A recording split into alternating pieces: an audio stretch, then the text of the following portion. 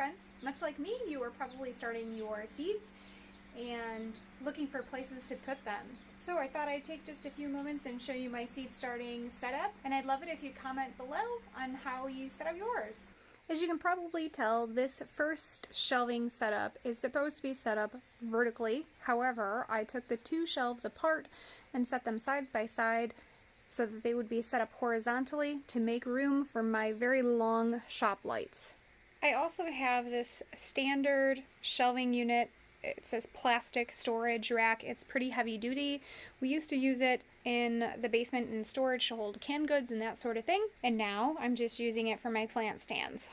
So that's the two shelving units that I have. Let me show you my lights.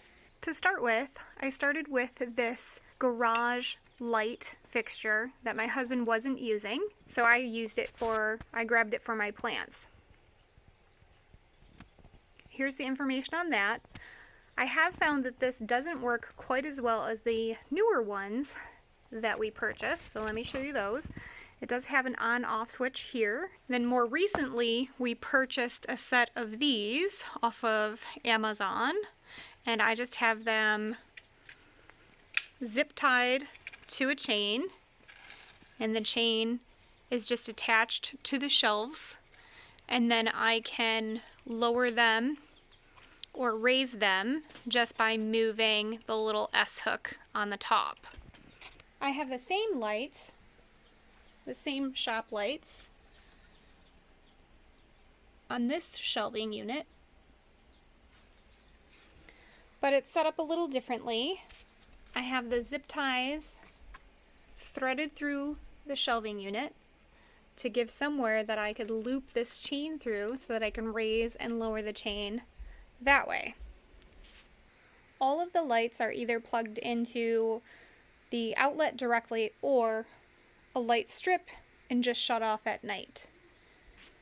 These nice garage LED lights have the ability to connect them all together. So all four of these are connected with just one shut-off switch over here, just by attaching them together.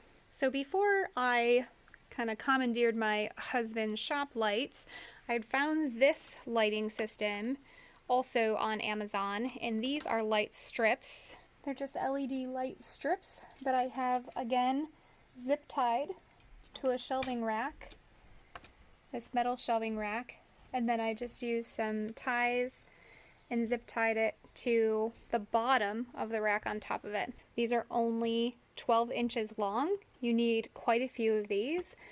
The one case where it is working nicely is, if you'll notice, I have lights above it for these plants. However, they're up high for the leeks and onions on this side, but I also have peppers that are starting here, so they need the light much lower. So this is where that is actually working out quite nicely. The peppers are getting twice the amount of light, and they're getting it down low, close to the leaves where they need it, as well as up high. I do have two heating mats that I'm starting seeds on. Here's one, and they do have their own cords. I have to plug them in and unplug them as I need them with just this extension cord. I only need them for actual seed starting, and then I unplug them. These are peppers, though, that have been going for quite some time, so they are continuing to need them. I have the light shut off right now so that we can actually see. I transplanted or up potted some of my leeks into solo cups because they were much larger containers and I thought they would last much longer. I put them in just containers to hold the solo cups because once you use the solo cups, they're very top heavy, and because they're round, they shift around a lot, and I've lost more than one plant last year just by moving the containers in and out to water them. I do try to bottom water whenever I can. These seed starting trays came from Amazon in a set. I will try to link it below if they still have them. I do like the bottom trays. They are a little bit more heavy duty than the ones that you buy like with Jiffy pots and things like that.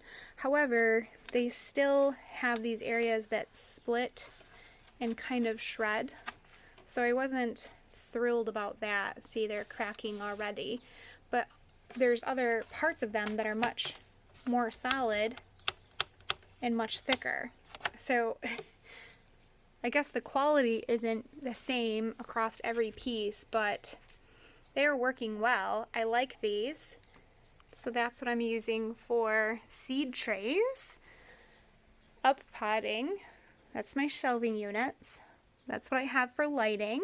I do have a fan that I have that's sitting kind of just in front of my seedlings whenever I need them, and I alternate between this shelf and this shelf, having the fan in front of them.